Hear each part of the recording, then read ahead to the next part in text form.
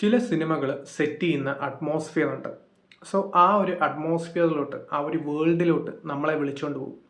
So അങ്ങനെ വളരെ ചുരുക്കം സിനിമകൾക്കേ സാധിക്കും. അങ്ങനെയുള്ള ഒരു സിനിമയാണ് കാന്താര ചാപ്റ്റർ 1. ആ ഒരു കഥയുടെ കൂടെ നമ്മൾ ട്രാവൽ ചെയ്യുകയാണ്. അവിടെ നടക്കുന്ന സംഭവങ്ങളും ആ ഒരു വേൾഡ് അൺലീഷ് ചെയ്യുന്നത്, ആ ഓരോ ക്യാരക്ടറും നമ്മളുടെ കൂടെ തന്നെ ആ ഒരു ക്യാരക്ടറും കാണും. സോ അങ്ങനെയാണ് ഈ ഒരു കാന്താര ചാപ്റ്റർ 1ൻ്റെ മേക്കിംഗ് പോകുന്നത്. സോ ആ ഒരു കഥയിലോട്ട് ആ ഫസ്റ്റ് ഹാഫിൽ തന്നെ ആ ഒരു വേൾഡ് എന്താണ് എന്നുള്ളത് വ്യക്തമായി കാണിക്കുന്നുണ്ട്. അതിൻ്റെ കൂടെ തന്നെ ഇൻ്റർവെൽ ബ്ലോക്കിൽ വരുന്ന പഞ്ചും കൂടെ വരുമ്പോഴത്തേക്കും ഓഡിയൻസിന് ഒരു പീക്ക് തിയേറ്ററിക്കൽ എക്സ്പീരിയൻസ് ആണ് ലഭിക്കുന്നത്.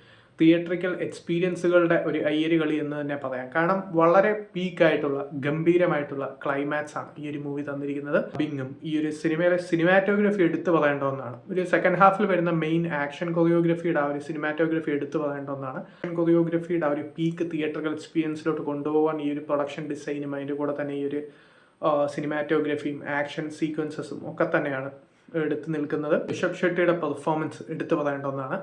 സോ ഇടയ്ക്ക് വരുന്ന കോമഡി മാത്രമാണ് കല്യാടിയായിട്ട് പോകുന്നത്. പക്ഷേ ഒന്നോ രണ്ടോ പേരൊക്കെ ഇടയ്ക്ക് ഇരുന്ന് ചിരിക്കുന്നുണ്ടായിരുന്നു. അതുകൊണ്ട് ചിലർക്ക് വർക്കൗട്ടാവും, ചിലർക്ക് വർക്കൗട്ടാവില്ല. എനിക്ക് എന്തായാലും വർക്കൗട്ടാവില്ല കോമഡീസ്. പക്ഷേ സെക്കൻഡ് ഹാഫിൽ എവിടെയും സമയം കളയുന്നില്ല.